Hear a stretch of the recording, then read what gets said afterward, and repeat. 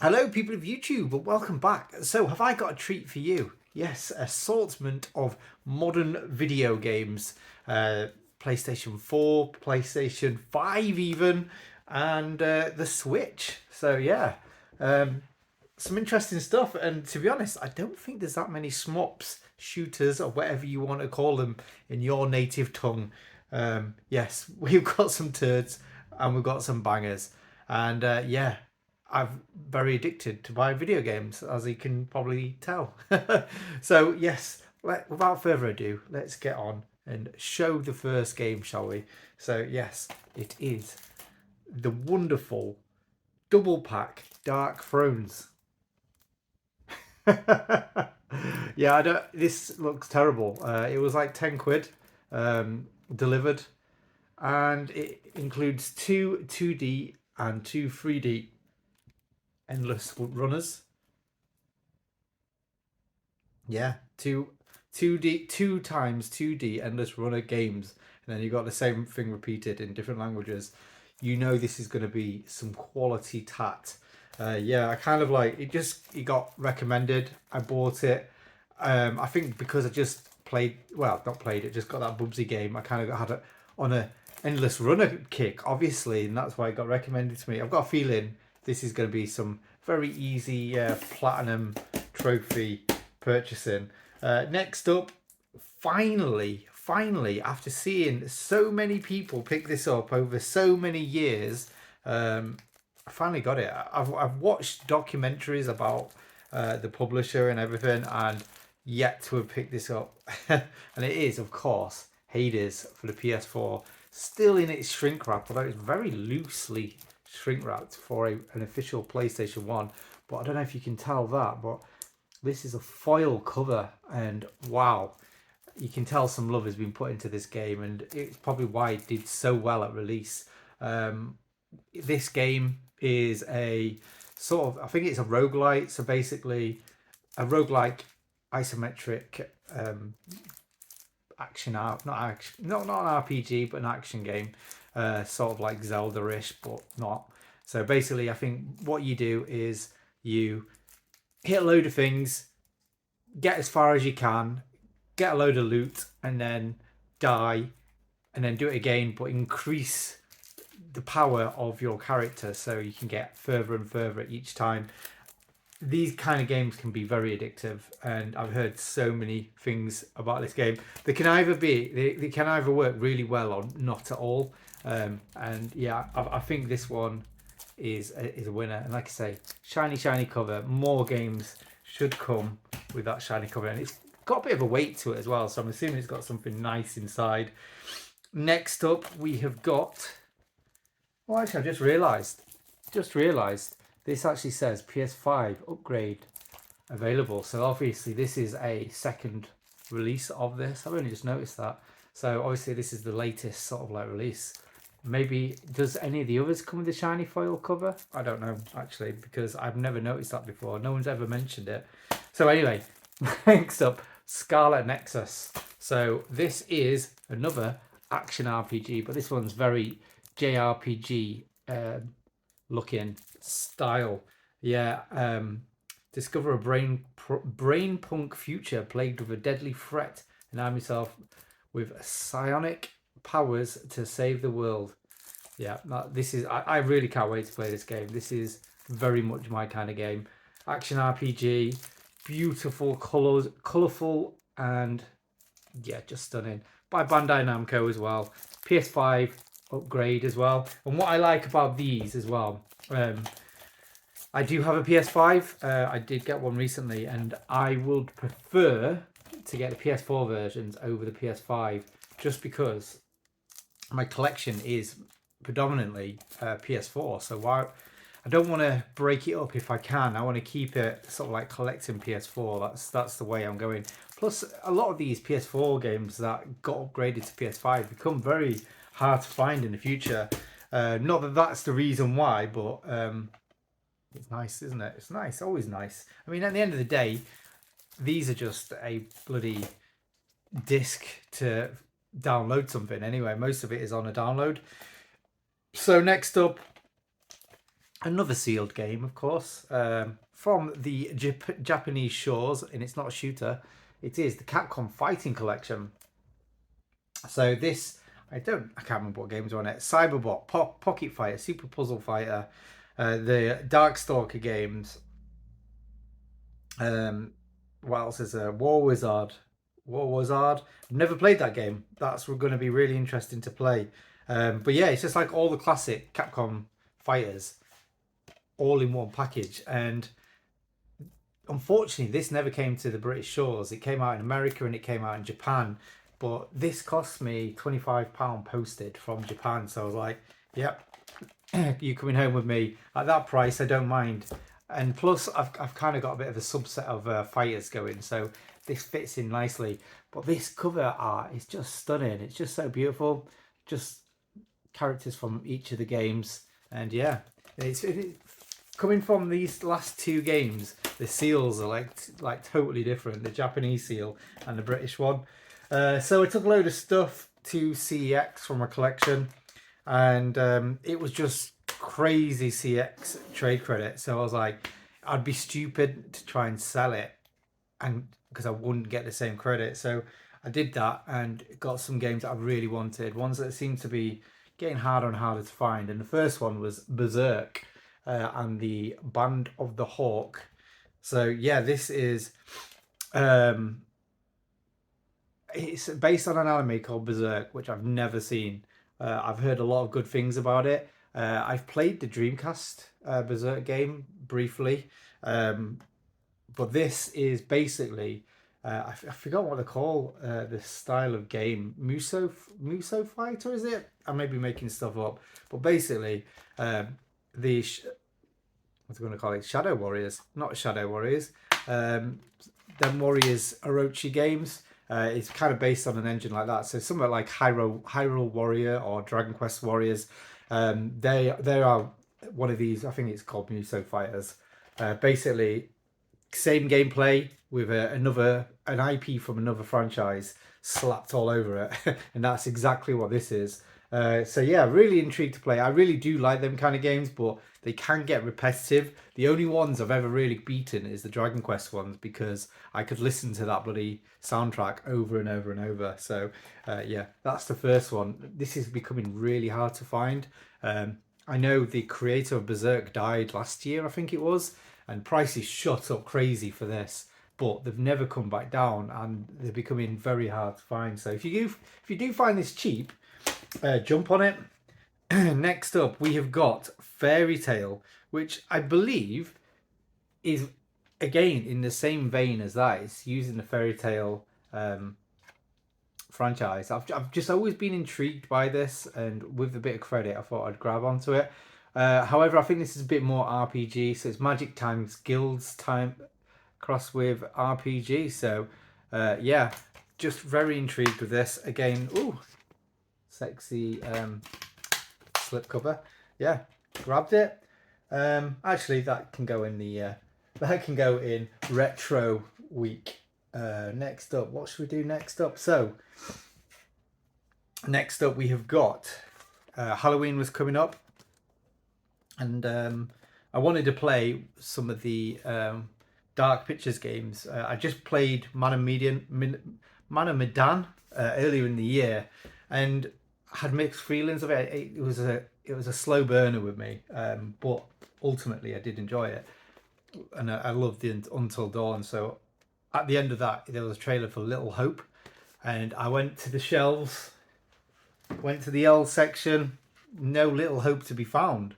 So what did I have to do? Went on eBay and I bought Little Hope, except I bought the Dark Pictures triple pack. Yeah, so I think what I did is, I think I nearly bought Little Hope, but I knew about this triple pack, and I thought, do you know what? I'd rather have this triple pack than that. So inside, it's pretty cool, I've got to say. Oops.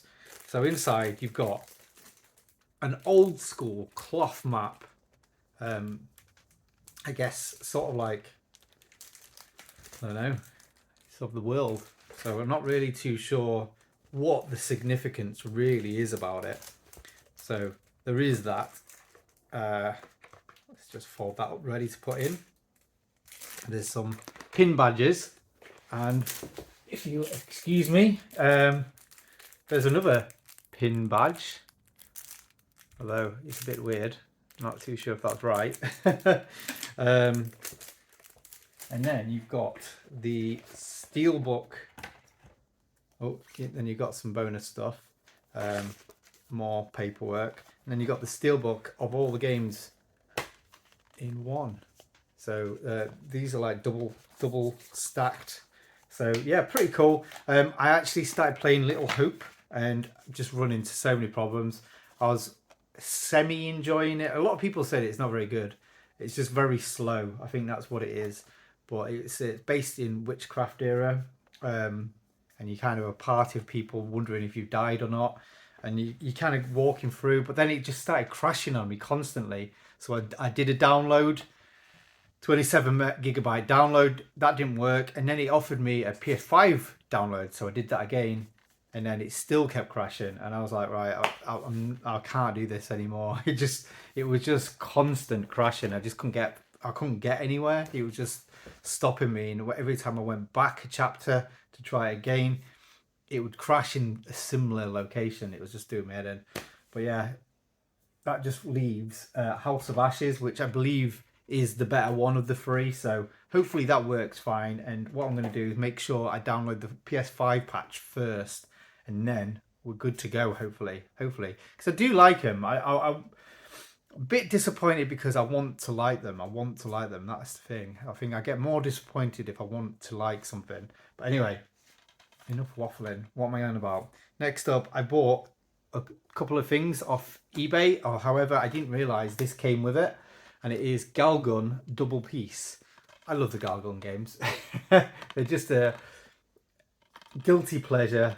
A bit pervy, yes, but actually kind of fun. A little bit like Time Crisis, but with water pistols and clothes that fall off girls. I've not played the Double Piece one. I've only played... I know. Have I heard? Yeah. No, I've not played this one. I get confused because this is called Double Piece. I always feel like this is the sequel. It's not. It's just this is a remake of the first one, and then the second one I've got on the PS4, and this one I played on the Vita, and I always get confused which one I got. So when I got it, I was like, oh, this is just going to go to CX. However, I don't have it. I have the sequel on PS4. If you got all that. But yeah, this is the Australian copy. To be honest, I don't mind. It's not exactly an expensive game or anything like that, but it's just nice to have as a freebie because I wanted to buy this, and it is the Senran and Kagura. Yeah, more pervy games. Funny enough, they came together. Senran and Kagura Peach Beach Splash. So yeah, this is a little bit of a special edition. It's a bit smaller than I was expecting, but it's kind of good because it'll fit on the shelf, which is always a bonus. It's not crazy size. I've got another one of the Senran Kagura special editions, the Power one, and there is one that's the same shape of that, but for this. But it's also 3-4 times the price of what I paid for this, and this came with 2 games. So yeah, what's inside? I don't know. It's actually, is it sealed? Have I not opened this? I thought I opened it. No, I did open it. It's just the seal makes it feel, yeah. So what have we got inside? We've got some pervy books. Always like a good pervy book. We have got pervy soundtrack. Always like a pervy soundtrack. Yeah, and then we've got the pervy game itself. So this is a little bit different than the rest of the Senran Kagura games. This is more like a first-person shooter arena battle style game. Very different, but I thought it would be quite interesting. So this is the no shirt, no shoes, all service edition. Yeah, pretty funny. That's quite amusing. So yeah, you basically shoot water guns at girls and make the clothes fall off. So yeah, I feel totally comfortable buying that game as a 40-year-old average male, you know. So next up, start getting fancy now. Start getting fancy. So from CX, I was actually going to do a CX roulette for this, but I got too excited and I opened it up, and it is the Little Nightmares 6th edition. So this was 40 quid. Like I said, I used trade credit. 40 quid plus the postage. And I was expecting it to be bad, but it's in beautiful condition. I always remember wanting to pull the trigger on this, but as I started seeing the price go down to about 20 quid, I think the cheapest I saw this, and then all of a sudden it just dried up, and then I never saw it again, except for stupid prices like 100 quid I've seen it for sale for. But yeah, this was 40 quid at CX, and I'm over the moon. You get a nice little figure from like the main character. And yeah, this is a cool, I can't wait to play this. In fact, I don't know why I didn't play this over Halloween. I think it's just because it was in my pickup pile. Yeah, so this is a sort of like a horror platformer. A little bit like based in nightmares, of course. It's not like totally horrific. Well, to be honest, I thought this was sort of like based on a kids game style horror. But looking at the age rating, I don't think it really is. This might genuinely be a bit more horrific than I first thought. But anyway, that's the first cool big box awesomeness. In fact, why am I not showing it off? Let's get the old smut on the show. Why not? Next up, we have got a PS5 game. This is, well, the first PS5 game I got gifted by Betty Hard Clinic, so thank you very much. It's a game I played, so it's basically going on the shelf. However, I've not played this game, and it's the only way I could get it for the PlayStation, and it is Trigger Witch for the PS5. So this is an East Asia Soft release. Really cool.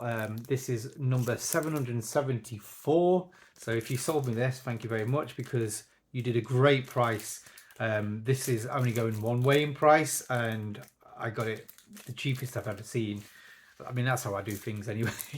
Just haggle until someone can't resist anymore. Yeah, so unfortunately this never got a PS4 release. It got a Switch release, but not PS4, so I had to resort to it.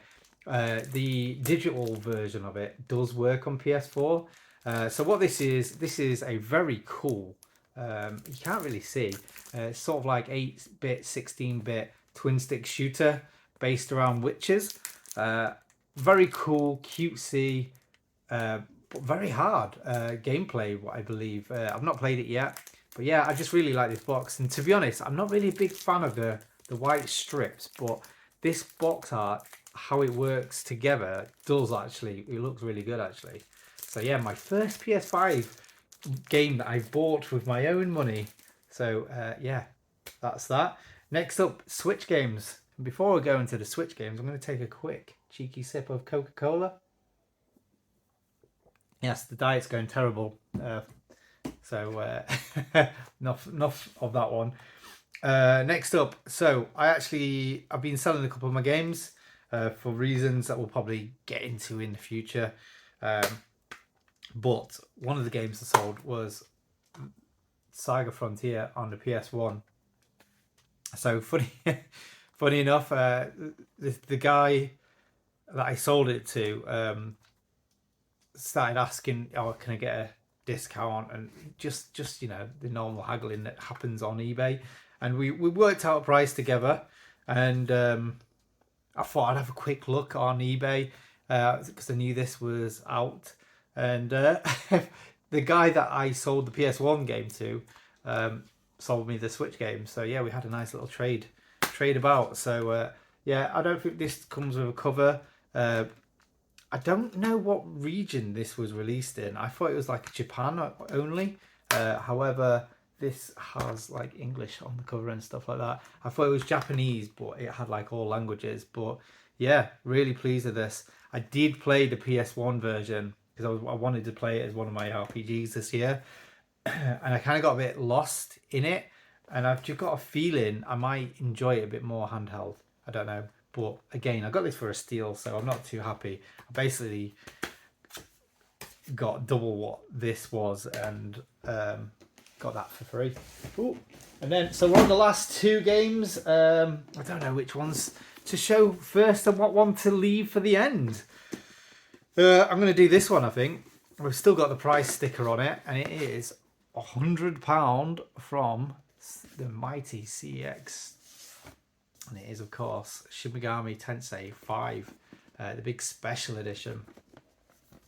I was umming and ahhing about getting this because I think when this came out, I didn't have a Switch yet, and I thought that's going to be silly, but I really wanted this particular edition. But like I say, I've got some good money for certain things, which was just too stupid not to trade it in for. I kind of regret not getting 2 copies of this as like sort of like maybe a future trade in the future, because one game paid for this and then enough for another one near enough. But yeah, this is crazy. I've not had a nice, I don't know, an edition that, like, you know, just feels like the right shape and the right size and everything like that. So you'd think it comes with a statue, however it doesn't. So it comes with a nice cool steelbook, and we've got the game itself, which, if you don't know by now what Shin Megami Tensei is, this is the main game series that Persona is a spin-off of. So people know what that is, but they don't always know what Shin Megami Tensei is. And it's just a really good RPG series, and I really like it. It's a little bit Pokemon-y, like horror version of a Pokemon maybe. And we've got an art book. So many art books today. So this gives you a taster of sort of like the artwork that's inside the game. Again, I've not watched many videos on it because I don't want to spoil it. I just know it's going to be good. I know it's going to be good, and I don't know, maybe I'm having a bit of a switch of fun at the moment. We've got a soundtrack that's in a DVD case, a piece of card, and then the reason why it's in the big box, so ridiculous. We've got a satchel, like a man bag that you put over, I think it's like a cycle one. You put it around like and wear it like that. So yeah, very strange, very unique sort of item. I say it's unique, but to be honest, I'm sure there was stuff like that back in the day. But yeah, really cool. I'm going to have trouble putting this together, aren't I? So I'm going to put this over here so I don't wreck it. But yeah, beautiful, beautiful special edition, and more importantly, a game I really can't wait to play. And talking of games that I can't wait to play, we're on the final one. So I was watching, this might be a spoiler, it might not be. I was watching Jay Cybersake, maybe a number at the end of it. And he popped this up, and I didn't realise it had come out yet. I thought it was still to come out. I knew there's been a lot of controversy around it. I mean, more spoilers if you don't know what it is already. It is Bayonetta, the Trinity, what's it called? Trinity Masquerade Edition. Yeah, so this is really cool. As you can see, it's kind of got like different textures on the box. I saw this and I was like, oh, I just hate the size of this. I really do. But we got it anyway. I think I went on to somewhere, a website. It was a toy shop, Smith's Toys, and got it for 60 quid delivered. So I was like, yeah, having that. It's only a little bit more. It was only like 20 quid more than the standard edition, and you get so much more. So what do you get with all of that money? So you get, this is something I really don't get. So you got this little wallet with a Switch case inside. And then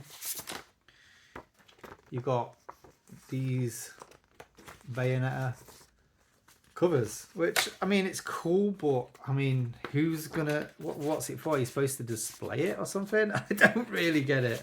I'm not really a fan of that. If it was like a retail cover, like a secondary retail cover, I'd be all up for that, but I just don't understand that. That was just a bit of artwork with a separate game for, I don't know, very strange, but pretty cool. It's cool to have, isn't it?